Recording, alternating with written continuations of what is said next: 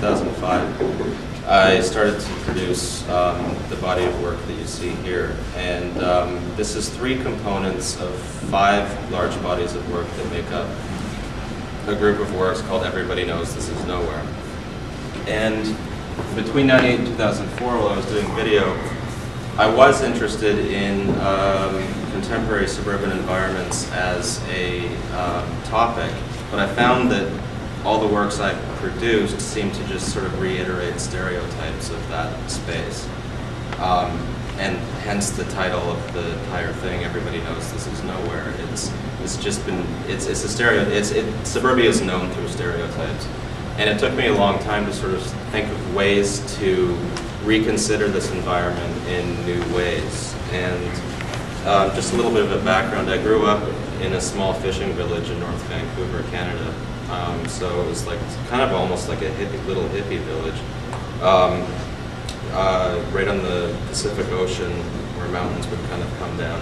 And that was my sort of understanding of the world until I was probably in my early teens, at which point I moved to the suburbs of Toronto, particularly Brampton, Ontario, which is one of the, at one point, I don't know if it still is, was one of the fastest growing and also one of the most culturally diverse regions in North America. And I had never really even seen flat land before, let alone identical houses and strip malls and just this sort of continuous sprawl. So that transition had a huge effect on me that I think has sort of stayed with me through all these years, hence my interest in sort of doing this work here. And to go back to that idea of stereotypes, I spent a lot of time in Brampton, which all this work comes from, and it's where my parents still live, just documenting it, taking photographs, driving around, shooting video. And I came across an intersection in a new neighborhood that was Honeymoon and Fidelity. And all of these are real signs, they're not doctored or anything, they exist.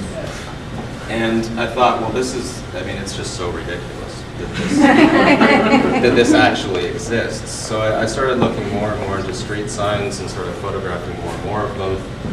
The next one that really caught my eye was El Camino and Crown Victoria, and then of course Culture Crescent and Whitewash Way. That one has particular importance because that neighborhood is mostly people who have just moved from Canada from all places in the world. And I thought that it was, you know, kind of course surprising or so contradictory that that intersection would exist. So I photographed all these signs and had them printed as die-cut automobile decals. And then I got these sheets of steel painted in an auto body shop in colors from Martha Stewart's signature series.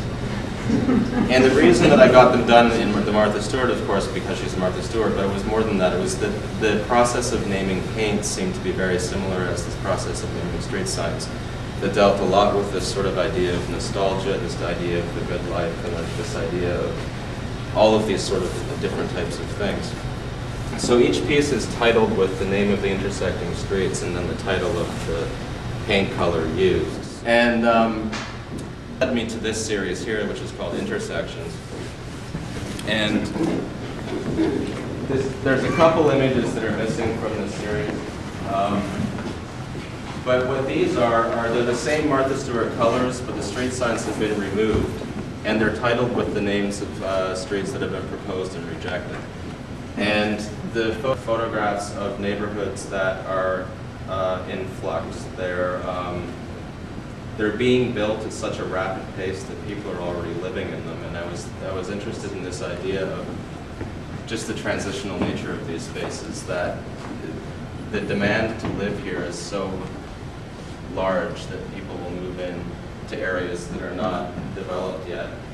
And there are people coming from all over the world again. So there are people who are building a new community, and street signs sort of function as a representation of that place, and also what's rejected and what's resisted. It sort of becomes a portrait of the people who live there, of this environment.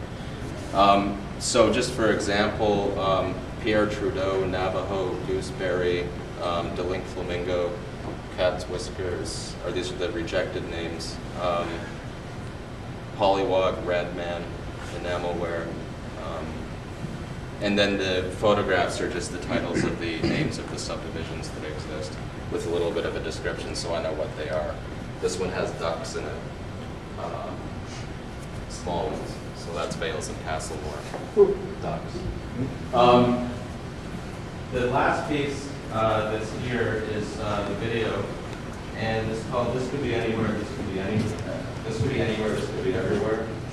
And for this video, I stood outside the public library in this area, and I asked people if I could take their portrait.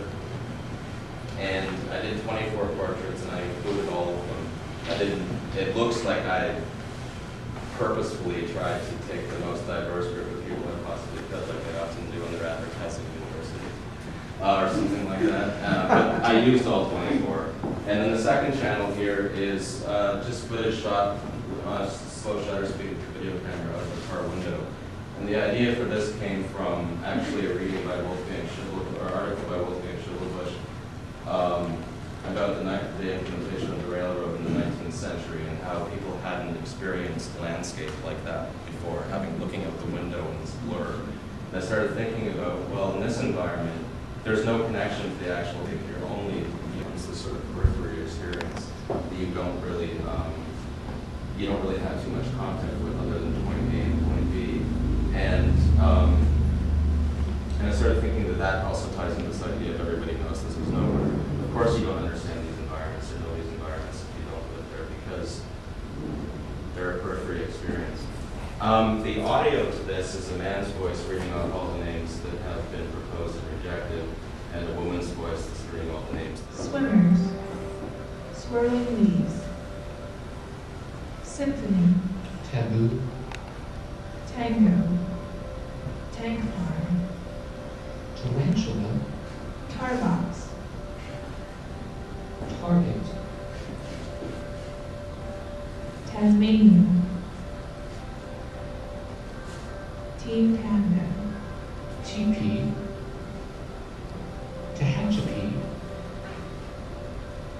Temagami, Tequila, Thailand, Thatcher, The Growing Way, Thunderbird,